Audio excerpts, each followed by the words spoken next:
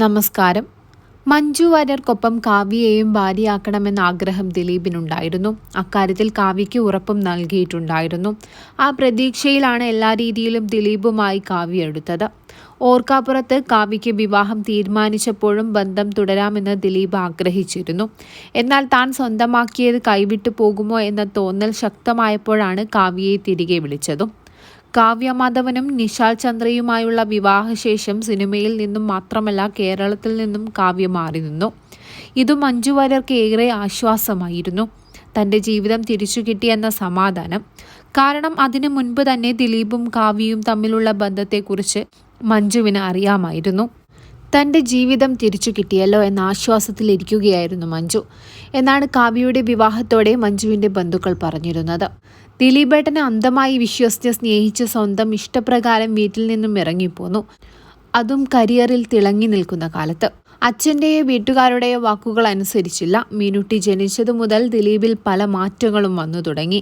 വീട്ടുകാരെ ധിക്കരിച്ചിറങ്ങിപ്പോന്നതിനാൽ ഒന്നും ആരോടും പറയാൻ പറ്റാത്ത അവസ്ഥയിലായിരുന്നു മഞ്ജു. മഞ്ജുവിൻ്റെ ഈ വാക്കുകൾ സ്ഥിരീകരിക്കുന്ന സംഭവമാണ് കുഞ്ഞു മീനുട്ടിയെ നെഞ്ചോട് ചേർത്ത് പിടിച്ച് ദിലീപിനെ കാത്തിരിക്കുന്ന മഞ്ജുവിൻ്റെ അവസ്ഥ ലിബർട്ടി ബഷീർ പങ്കുവച്ചത്.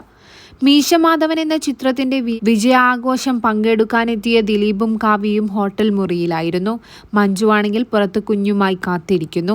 ലിബർട്ടി ബഷീറിന്റെ വാക്കുകൾ മുൻപും നമ്മൾ കേട്ടതാണ്. എന്നാൽ ഇതിനേക്കാൾ മറ്റൊരു സംഭവമാണ് മഞ്ജുവിനെ മാനസികമായി മുറിവേൽപ്പിച്ചത്. മറ്റുള്ളവരോട് മഞ്ജുവിനെ കെട്ടിയത് ഭാഗ്യമെന്ന് പറഞ്ഞ ദിലീപ് തൻ്റെ അടുത്ത സുഹൃത്തിനോട് പറഞ്ഞത് മഞ്ജു അറിയാനിടയായി. അത് മറ്റൊന്നുമല്ല, മഞ്ജുവിനെ വിവാഹം ചെയ്യാതെ കുറച്ചു കാലം കൂടി കാത്തിരുന്നെങ്കിൽ കാവ്യയെ തനിക്ക് സ്വന്തമാക്കാമായിരുന്നു എന്നതാണ്. ഇതറിഞ്ഞ മഞ്ജു ആകെ തളർന്നുപോയി. മാനസിക നില തന്നെ തകർന്നുപോയി. കാവ്യയും വിശാലുമായുള്ള വിവാഹശേഷം ദിലീപ് വളരെ ദുഃഖിതനായിരുന്നു എന്നാണ് മഞ്ജുവിന് തോന്നി തുടങ്ങിയത്. അങ്ങനെയിരിക്കെ മുൻപ് പല്ലിശ്ശേരി പറഞ്ഞ കാര്യങ്ങളൊക്കെ സംഭവിച്ചേക്കാം എന്നും പറയപ്പെടുന്നുണ്ട്. പക്ഷെ ദിലീപിനെ കാണാതെ പിടിച്ചു നിൽക്കാൻ കഴിയാതെ കാവ്യ കേരളത്തിലേക്ക് ഒരു സുഹൃത്തിന്റെ വിവാഹത്തിനായി എത്തിച്ചേർന്നു. അതും നിശാലില്ലാതെ. നിശാലിന്റെ വാക്കുകൾ നിഷേധിച്ചാണ് അന്ന് കാവ്യ ദിലീപിന്റെ കൊച്ചിയിലെ ഫ്ളാറ്റിലേക്ക് എത്തിയത്. അവിടെ വെച്ച് അവരുടെ അവിഹിത ബന്ധത്തിന് ആക്രമിക്കപ്പെട്ട നടി സാക്ഷിയാവുകയും ചെയ്തു. ഇതോടെ കാര്യങ്ങളെല്ലാം മഞ്ജുവിനെ അറിയിക്കണമെന്ന് നടിക്ക് തോന്നി തുടങ്ങി.